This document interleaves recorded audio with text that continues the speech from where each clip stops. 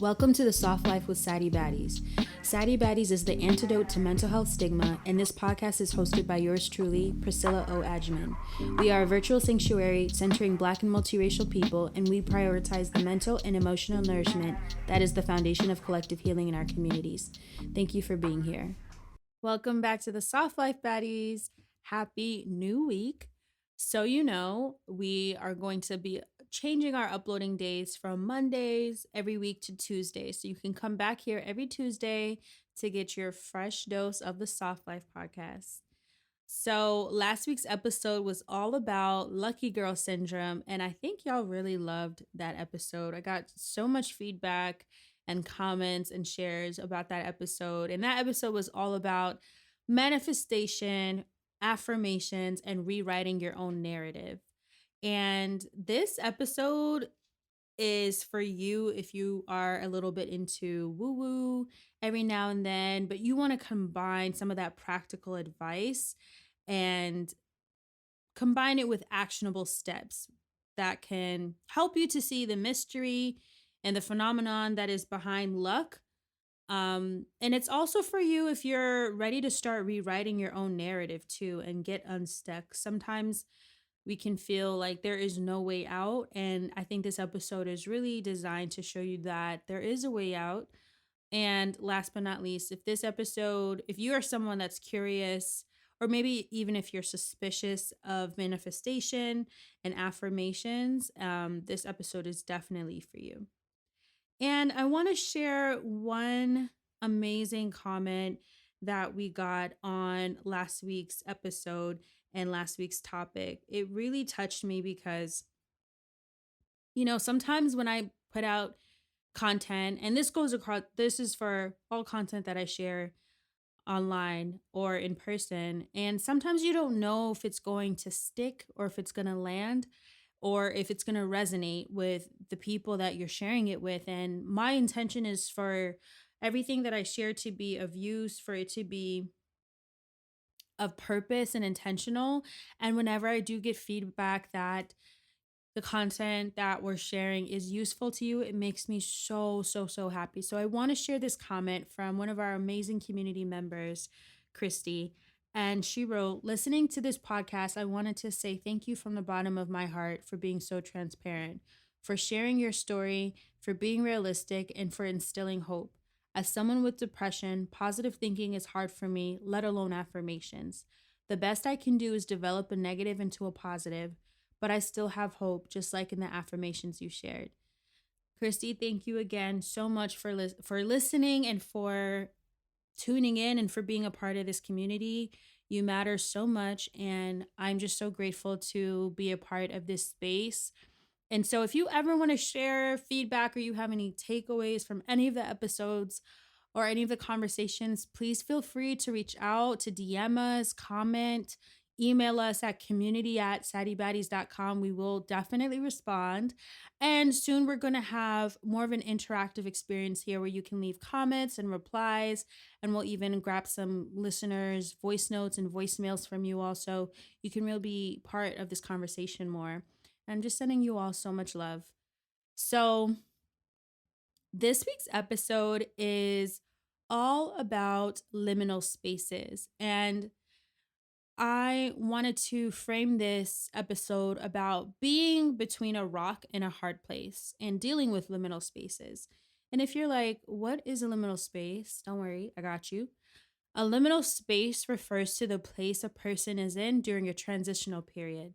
It's a gap. It can be physical, like a doorway or an airport, or a space where you're going from one place to another. It can be emotional, like a divorce or separation, or it can be metaphorical, like a decision. So essentially, a liminal space is the space between what was and what's next. I became kind of fascinated with liminal spaces. I want to say about 2 to 3 years ago. I didn't know that there was a word for that in between space that you can be in, both like emotionally, metaphorically, but also physically, and having these spaces that represent a transition in our lives. I want to talk about liminal spaces in the way that they can help us grow, because I think being in a space of discomfort or being in a space of waiting and kind of just being in this limbo, if you will, makes you really, it can make you really anxious. And I think it's okay to feel that way. I think it's very healthy to embrace those feelings of fear or nervousness or apprehension. But I also want to share how much liminal spaces have helped me grow in my own life. And if you are in between a rock and a hard place, or if you are in a liminal space in your life, or you're in a transitional phase and period of your life, this episode is for you. I also think this liminal space conversation is interesting for me because if you follow us on Instagram, which you can and which you should, at the Soft Life Pod and Sadie Baddies, you'll know that we finally were out of a liminal space ourselves. And that came with the news of our official registered trademark being approved. So if you are a small business owner or an entrepreneur and you've ever attempted or tried, or if you're in the process of having anything trademarked, you know how long of a process it is. You know how expensive it is as well, and how it can really just be this waiting game. And I think finally getting that letter of approval or that email of approval that I'd been waiting on for over 2 years was just confirmation that being in this liminal space of waiting for this really important approval decision to go through, everything was worth it. It was worth the wait. So, being in a liminal space can be extremely frustrating, whether it's a relationship or a career or your family or even your home life. Being in this liminal spaces in between where you're waiting between what was and what next can leave a lot for interpretation, and it can leave a lot for, it can be a space where you can just kind of dwell and feel frustrated or feel anxious, like I mentioned. And it's kind of this space between comfort and discomfort, which can be amazing for our growth. But when we're really sitting with that emotion, it can also be really difficult and tough to navigate and to deal with. So, staying fully present in this space is key, and not hyper focusing so much on the past or the future.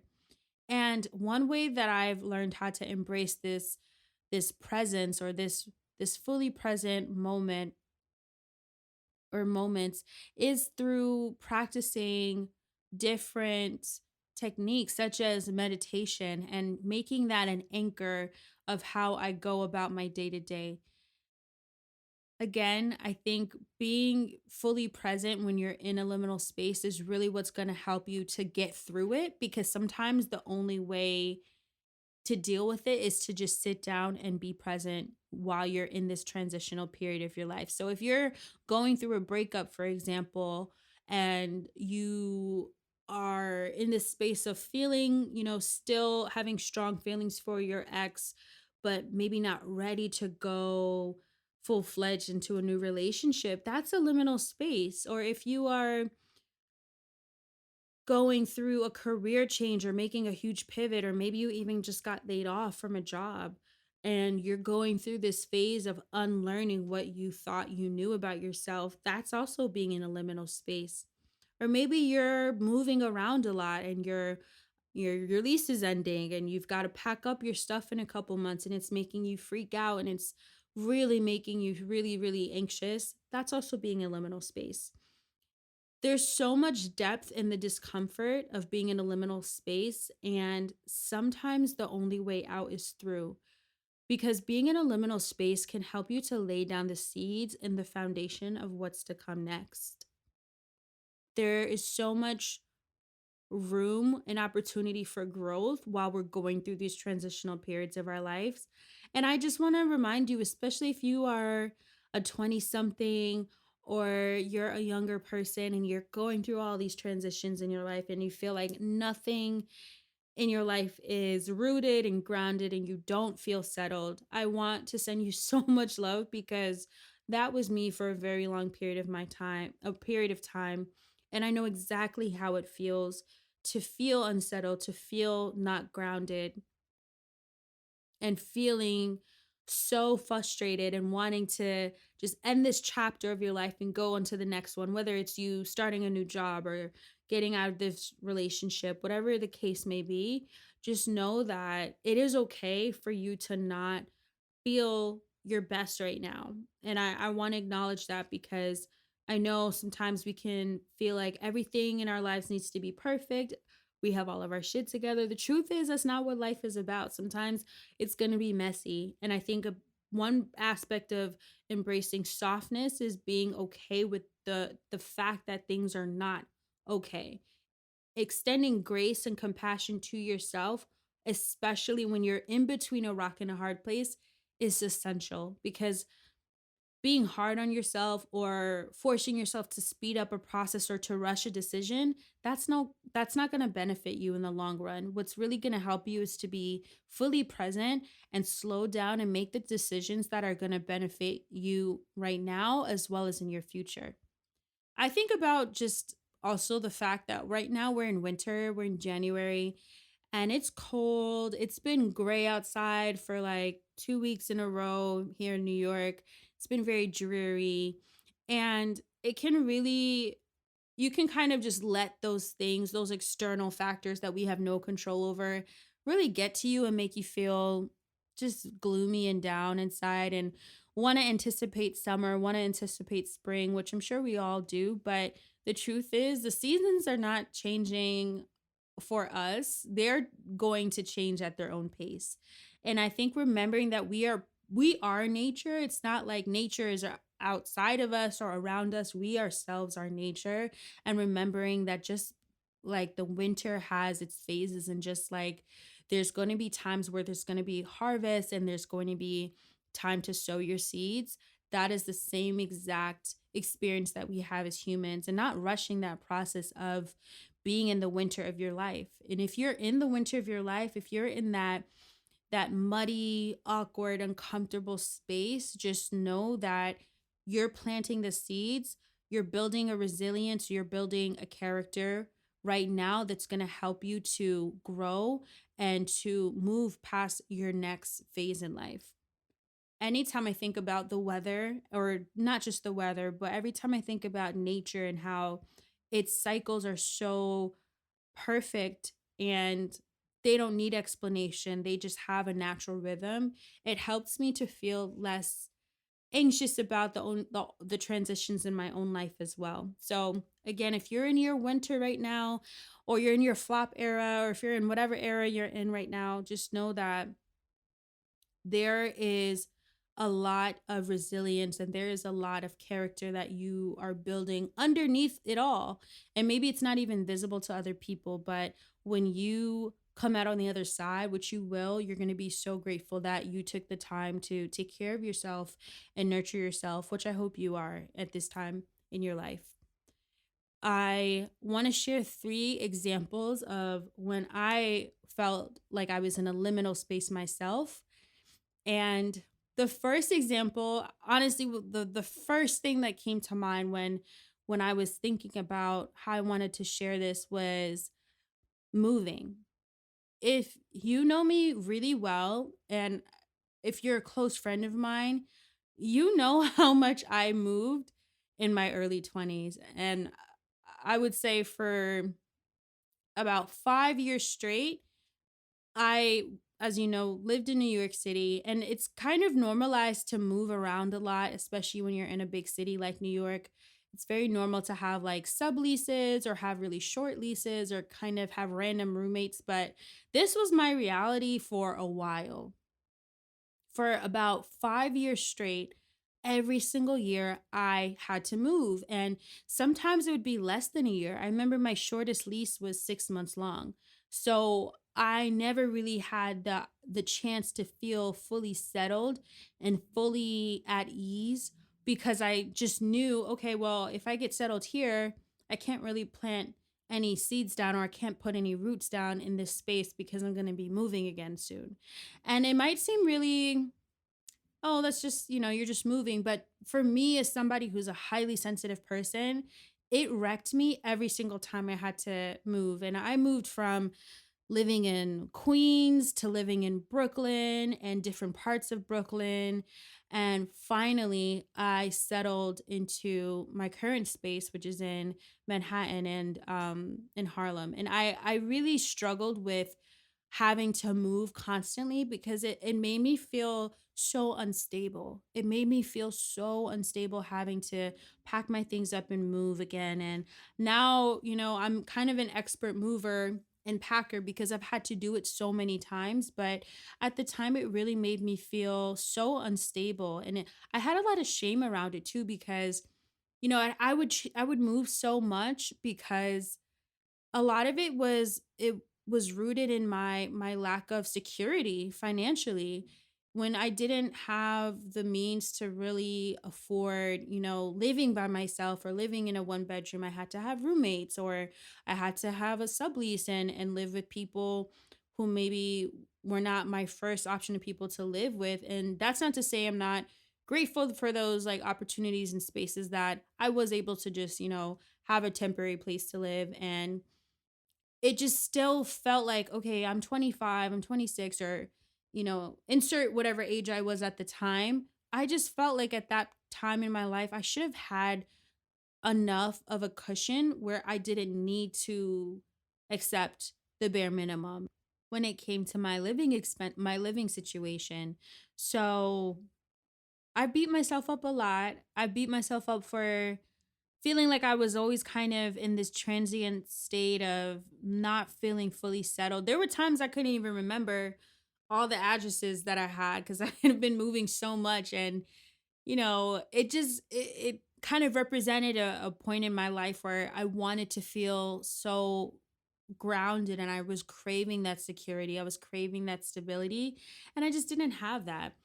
And I will say that, that period of time in my life was really hard for me, and I think that's why now I am such a homebody. I've been living in the space that I'm in right now for a little over a year and a half, almost 2 years now, and it just dawned on me recently, actually, as I was cleaning my home, that this was the first space that I had been living in for over a year since I was 18 years old. So since I was 18, which was over 11 years ago, 12 years ago now, I'd always been moving. And, this started from being in college and having to go to one dorm to another dorm, then at the following year. And then after college, I was with my parents for a year before I moved back to New York City. And then in New York City, I was, moving and having all these different roommates, and it just felt so unstable, and it really was unstable. And the moment I realized, wow, this is the first time since you were a child essentially that you've had your own space for more than a year. Like that was so huge to me. And I remember there would be friends of mine or people that I knew that were living in their apartments or living in their homes for 2 years, 3 years, or even longer than that. And I so desperately wanted that sense of stability. I was just so tired. My soul was so tired from having to keep picking up and moving and picking up and moving, and, having to find a space trying to make a home out of nothing, or trying to make a home in an environment that didn't feel like home to me. And so I think that's why now I put so much effort and time and energy into making my space my sanctuary.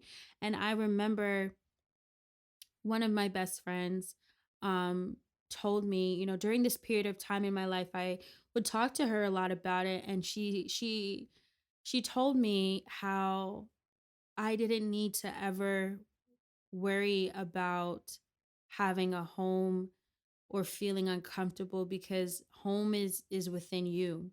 Home is in your heart. And she also told me that I'd built a home. I had built my own sanctuary through Sadie Baddies. And when she said that, I broke down crying because I did. I realized like Sadie Baddies was my way of creating a home, creating a virtual sanctuary. And that's why it is called a virtual sanctuary, because that was an outlet that I needed at the time. I didn't have an outlet. I didn't have a space where I felt fully comfortable, fully myself. And so even if it didn't have four walls, and it's a virtual space, or it's a digital space, it still became a home for me. And I think being able to create something in the pits of discomfort, that's true creativity. Being able to create something when you are between a rock and a hard place, that is true innovation. And I'm so grateful that that experience in my life led me to something better versus taking away that element of creativity, of wonder, of curiosity that's always going to be within me. So I'm just so grateful for the space that I have now and the home that I've built here. And it just is a testament that despite however many changes I had in that phase of my life, and I do feel like it was a phase because that chapter's definitely been over for a while now. It taught me so much. I will never forget how I had to figure out a move within 2 weeks of being notified that I my lease was being ended. More than once that happened to me, like two or three times I would have to move very abruptly. And during the pandemic, I actually was living in an apartment with a roommate, and we abruptly had our lease end as well during the pandemic in 2020. And I had no choice but to move. And I had literally a week and a half to get all my stuff together and find a new apartment. And I did. But again, it was always just this space of feeling never fully comfortable. And it really did a number on my nervous system. Being somebody that craves a nice, comfortable home environment, that craves a safe space, that craves comfort. And I didn't have any of those things with me. I had to build them, was really difficult.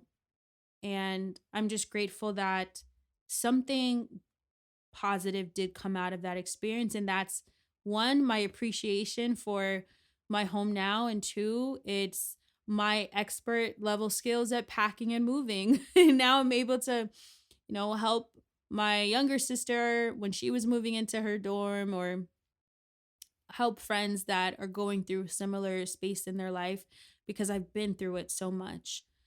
Another time in my life where I felt like I knew I was in a liminal space was being unemployed. And that was definitely a liminal space. I mean, I've talked about this before, but being unemployed is one of those experiences where unless you've been through it, you really don't know what it feels like. And there was even times where I was employed and I was just so uncomfortable and so unhappy at my current role that I still felt like I was in a liminal space. Even though I had a job, it didn't feel secure, or it wasn't somewhere I wanted to be. So I wanted to transition out of it. But that in between of not knowing what your next step is, that fear, that's where the fear comes in. And being unemployed for last year, over the summer, when I was unemployed for about 2 months and looking for a new job, it's frustrating. Looking for a new job is a full-time job in itself. And I know so many people, unfortunately, who've been laid off recently, especially people within my network, or people that I know, or friends who are in the tech industry. A lot of people are getting laid off, and it's scary. It's really uncomfortable to be in that space, and I know that feeling firsthand. I think what helped me in that liminal space that I was in pretty recently was knowing that, number one, this space that I'm in doesn't define who I am. It's just kind of this the environment that I'm in isn't dictating who I am on the inside, and kind of separating what's happening to me versus who I am as a person, because sometimes we can conflate our experiences as, oh, well, this happened to me because I'm a bad person, or because I deserved it, or because I'm not worthy. And I think removing some of those narratives away from the fact of the matter is if you got laid off recently, it's most likely because your company is trying to make some really big fiscal decisions that probably have nothing to do with you. And uh, not to discredit your effort or your work or your input to your company, but to be honest, companies and brands and businesses are going to operate conservatively because we are in a recession. And that's what a lot of companies are doing across industries. They're trying to be as conservative financially as possible. And that doesn't make it okay for you to lose your job, but looking at it as objectively as possible is what really helped me to not internalize those feelings of loss. And I've talked about this a lot on Embracing Your Flop Era, which was 2 episodes ago, episode 21, if you haven't tuned into that already. But that really exemplified me knowing I don't need to internalize this situation. Looking for a new role is really, really, it can do a number on your self esteem. And if you're going through that period right now, just be as patient as possible in this space. And I know you probably don't want to hear that, but it truly is one of those mindsets switches, because if you are beating yourself up about this and then you're also trying to put yourself out there, it's very counterintuitive to not believe in yourself but then also expect and hope for the best, right? So one thing I always had to do was say affirmations every day. I had to change how I was thinking about my situation, and I had to lean on people and ask for help. So don't be afraid to ask for help, and don't be afraid to tell your friends or people that you are close with or your loved ones, like, hey, I need help. I'm really going through it right now. Do you have a referral? Do you have somebody that you can put me in contact with? Don't be embarrassed to ask people to help lift you up. That's what community is about and what it's for.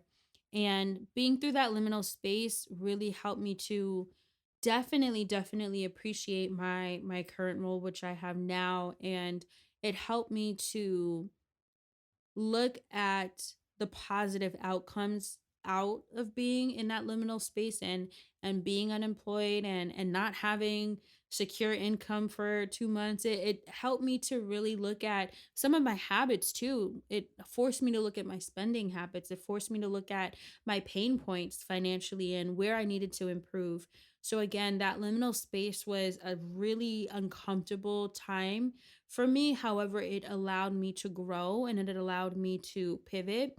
And I'm grateful that thankfully I navigated out of that situation through the help of friends, family, God, my support system. And I know how it feels to be in that space. It's so heavy feeling, and I just hope that you're extending grace to yourself if you are in that situation. And lastly, I would say being in a liminal space with your friendships or your relationships, especially if you're like, if you're in a situationship or you're in a dead end kind of situation or relationship in your life, that's also being in a liminal space. It's kind of being in the space of what was versus what's next. And I know for me, when I had to end a dead end friendship, and I've talked about friendship breakups in season 1, but friendship breakups are really hard.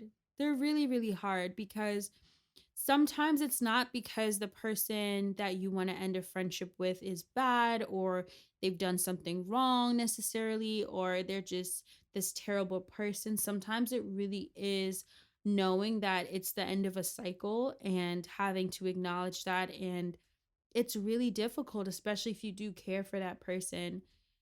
One thing that I had to do though is ask myself, does this person fit into the current version of who I am today? Period. Not the future version, not me 5 years from now. Does this person and who they are, their values, their belief system around our friendship specifically, not like their religious belief system, but does this person fit into the person or fit into who I need right now in my life. And when I realized that the friendship that I had to end was really because of outgrowing and not feeling aligned anymore emotionally, mentally, physically. Um that was when I got that clarity to end that dead end friendship.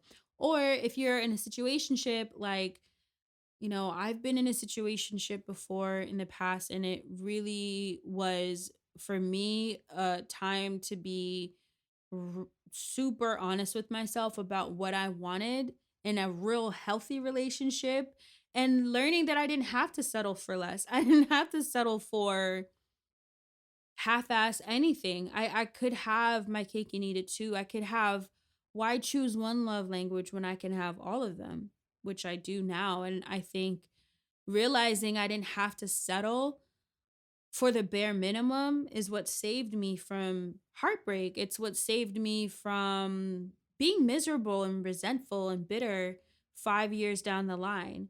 And eventually cutting off both a dead end friendship and a situationship left me with so much room to grow. It's literally like cutting split ends or cutting dead ends on a plant.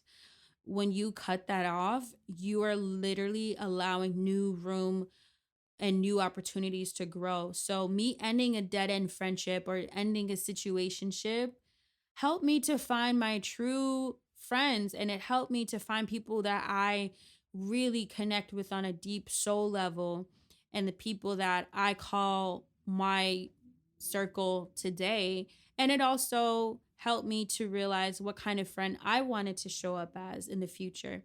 Being in that liminal space in a situationship helped me to realize I don't need to settle for the bare minimum. I don't need to put myself in a predicament or a situation where I'm not going to be 100% happy. For what? Because when you have your own standards and when you live life by your own standards, and those standards are catered and designed to promote your well being, you don't have to wait for someone to meet you there. The right person will just naturally show up in your life. And that's exactly what happened in my situation.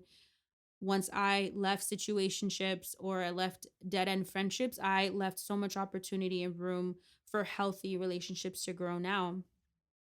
And I'm really grateful for that, because if I hadn't done that, like I said, I wouldn't have made the friends I have now. And I also wouldn't have the healthy relationship that I have now. And I think it's really important to take a break in between those spaces that you're in so that you can allow those moments of clarity to come. But just being aware and mindful that you do deserve a healthy love, that you do deserve healthy relationships, both platonically, romantically, and you don't have to settle for the bare minimum. So that's what that liminal space taught me. And I'm really grateful that I was observant enough to pay attention to what I was learning versus what I was just kind of observing, and taking that information and actually applying it and making changes in my life so that I could reap the benefits. So, here's how to deal with being between a rock and a hard place, or here's how to deal with being in a liminal space if you are going through it right now. So, number one is to feel all your feelings. I know I say this a lot, but truly feeling your feelings is so healthy and it's so important. It's really going to allow you to have the space to understand your emotional range. Because if you're someone that can go from happy to sad to crying to whatever, you know that you have a lot of expressions. However, feeling your feelings means being able to cry about it. I cried so much when I was in my liminal space, especially when I was moving a lot, because I just craved stability. I craved security and I wanted it so badly.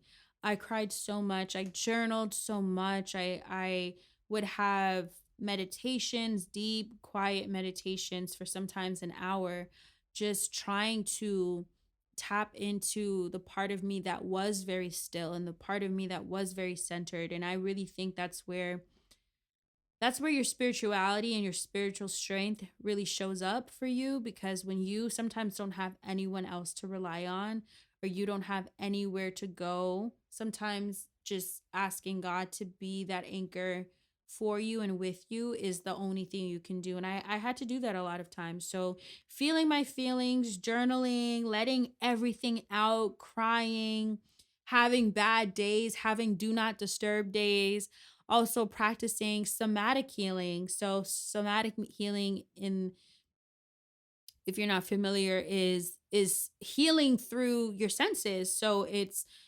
touch, it's dance, it's laughter, it's music, it's doing working with your hands. And that is really those that liminal space that I was in was the time that I learned how to work with my hands and how to, put my hand on my heart and my chest, and really breathe deeper, take deep belly breaths, and reset my nervous system when I was feeling overwhelmed, because I felt like that so often. So finding ways to feel my feelings but not just stay in my head, get out of my head, and work out or exercise or take walks, whatever it was I needed to do. I had to do that as a way to anchor myself on a day to day. Number two would be to create rituals and routines. If you know me, I love a good ritual. I love a good routine. I love a morning routine, night routine, after work routine, and any kind of routine. I'm into it. So, one thing that really helped me again to stay anchored and grounded was meditation. I absolutely love and swear by meditation. I think it's such a beautiful practice. And, if meditation is not your word, it might be prayer for you. It could be whatever form of stillness that allows your mind to be at ease. That is a form of meditation. So, meditating for me became a big practice, and it helped me to really, I felt less anxious every time. The more I would meditate, the less anxious I felt. So creating routines and rituals that help me to feel grounded was essential. It was a non-negotiable for me, because if I didn't, I would feel unhinged 24/7. Taking bubble baths was also a big practice and still is. I actually recently took one this weekend and I forgot how much I love taking bubble baths. But even if you don't have a bubble bath or a bathtub, I should say, you can have different cleansing rituals where you're taking a shower and you're just imagining all the stress washing away from you from the whole day. I used to do that and I still do that every time I'm in the shower. I always visualize. It's like a quick visual exercise. I visualize, all of the stress, all of the worries melting away. And I take my time to lotion myself and pick out some nice silk pajamas and feel like a brand new person by the time I'm done. Cooking a meal, that's being in this liminal space that I was in, was also the time I really started to cook more for myself. And because it helped me to rely on myself more. If I knew I was going to come home from work, or if I knew on the weekend I was going to be able to cook for myself, it gave me a reliability that I'm taking care of myself despite the chaos that's going on around me, despite whatever my environment is. Me cooking for myself is an act of self love. So, cooking a nourishing meal has always been a way for me to come back to myself and also to share it with loved ones. Taking long walks, I think walks are underrated. Just taking a long walk whenever you can to help to center and ground yourself is going to help you start to piece together bits of your routine on a daily basis.